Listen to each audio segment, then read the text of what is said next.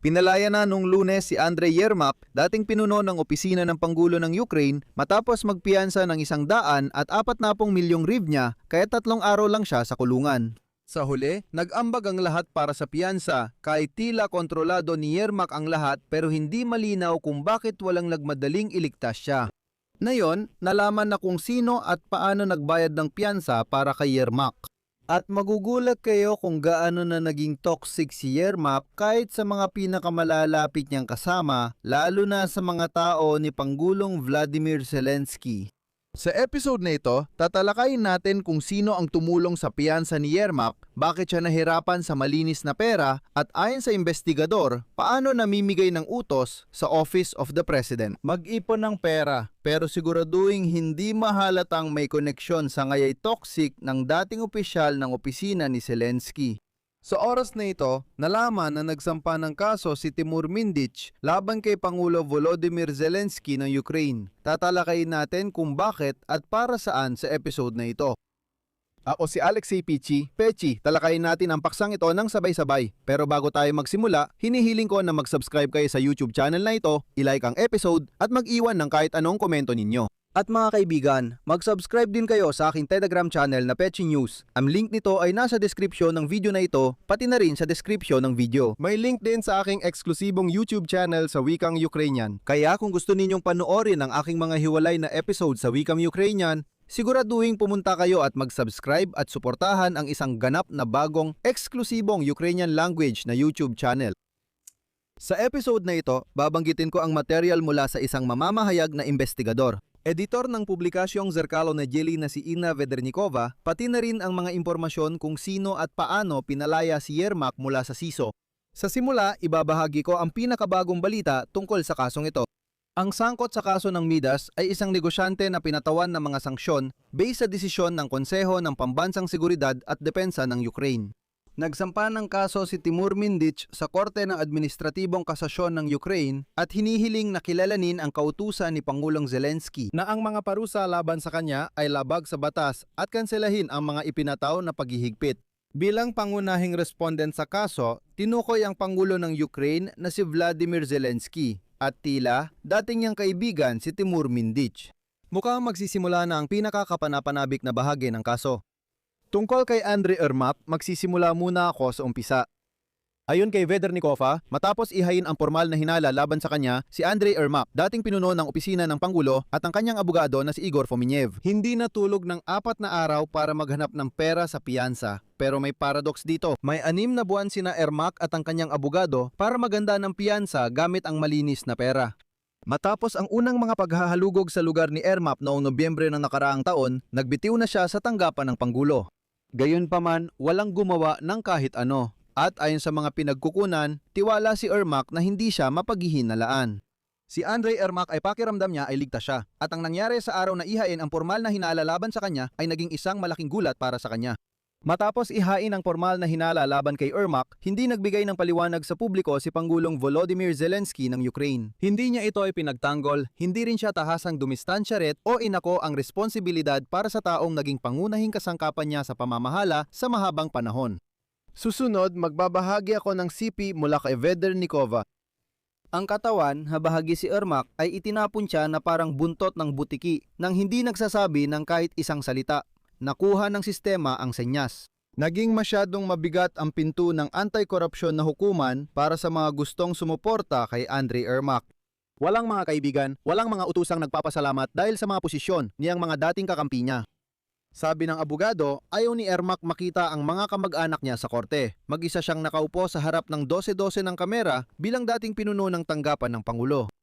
Ayon sa ulat, maaga at maingat na inihanda ang selda sa SISO para kay Yermak ayon kay Vedernikova. Siyempre, nabigyan ni Zelensky ng sariling selda sa SISO ang kaibigan niya. Nagpursige si Tatarov, may telepono si Yermak at sariling gwardiya sa pintuan. Ayon sa aming source, pati ang nakakahiyang sulat sa apelyido ni Yermak na pangalan ng ibon ay hindi nakakatulong sa hierarkiya ng kulungan. Bago ipadala sa kolonya sa Minsk, iniwan ito ni Alexander Dubinsky. Sa una at ikalimang lugar para sa paglalakad, agad na binura ang linyang iyon. Para sa isang hepe, marami ito, pero para sa kaibigan, kaunti. Si Zelensky ang nag-asikaso ng piyansa, nag-utos, naghanap ng pera, nagbigay ng gawain. Ngunit hindi siya mismo ang nagbigay ng piyansa. Hindi siya nagpakita ng halimbawa o naglagay ng sariling pera sa panganib. Ayaw niyang madungisan para sa kaibigan.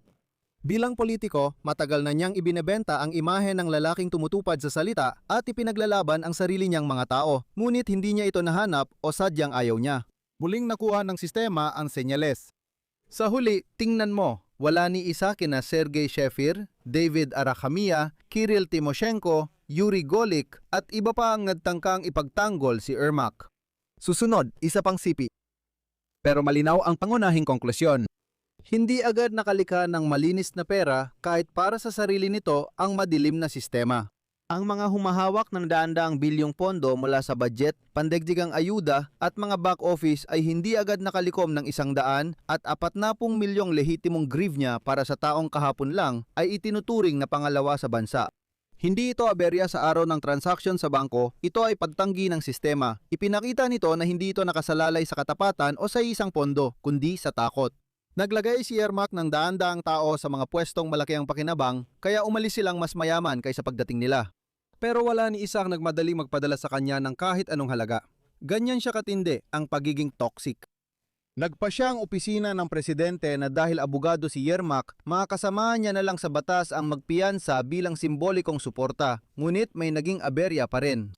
Sa huli, lumabas ang listahan ng mga nagbayad kay Yermak na nagpapakitang naghanap sila ng pera sa iba't ibang bansa. 7 kumpanya na ang nagbigay ng higit 74 na milyong grivna bilang piyansa bago mag-weekend, pero kulang pa rin sa total na halaga. May dagdag pang 30 milyong grivna. Nagbigay nito ang isang institusyong pang-agham na gumagawa ng forensic pagsusuri. Pribadong organisasyon ito mula Kiev na itinatag noong 2017. Hanggang Setyembre 2025, sumali ito sa bidding ng mga ahensya ng gobyerno at pampublikong kumpanya para sa forensic na pagsusuri at pananaliksik. Ibig sabihin, nakipagtrabaho ito sa makinarya ng gobyerno.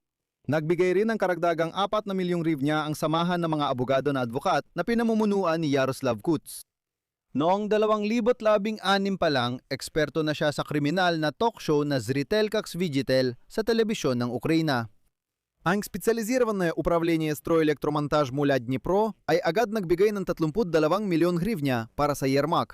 Noong 2017 nasangkot ang kumpanyang ito sa isang kasong kriminal ng pulisya tungkol sa posibleng paglegalisa ng mga pondong nakuha sa ilegal na paraan at hindi pagbabayad ng buwis. Nagbayad din ang pribadong kumpanya na SV Group na mayigit 10 milyong grivnya. Ang negosyo ay pagbebenta ng sasakyan. Ang samahan ng mga abogado mula Kiev na Delegilata ay nagbigay ng 14 na milyong grivnya at nagdagdag pa ng 4 na milyong grivnya ang kumpanyang Arena Marine. Isa itong kumpanya ng logistics mula Odessa na may kapital na 40 grivnya. Bukod pa rito, sumali rin sa piyansa ang 7 individual kung saan ang pinakakilala ay si Sergei Rebrov. Alam ninyong lahat kung sino siya. Nagbigay siya ng 30 milyon. Nagbigay si Vladimir Petrov mula sa Iceland TV ng 80,000 grivnya para sa piyansa habang si Igor Fomin, abogado ni Yermak, ay nagbigay ng 5 milyong grivnya. Tatapusin ko ang episode na ito sa CP mula kay Vedernikova. Ngayon pa lang, nakita na ng lahat, wala nang hindi nagagalaw. Mga kaibigan, pwede kayong galawin. Kahit pansamantala, isa sa mga haligi ng inyong sistema ay napunta sa pre-trial detention center sa loob ng 4 na gabi. Hindi na ginagarantiyahan ng sistema ang kaligtasan. Hindi kay Umerov, hindi kay Shefir. Hindi rin sa lahat ng iba pa. Nakahapon lang ay inisip na ito ang kanilang personal na kalasag. Ngayon, nakaupo sila, iniisip, sino at paano ang makakalikom ng piyansa para sa akin kung pati ang pangalawang pinakamataas sa bansa ay naranasan ito.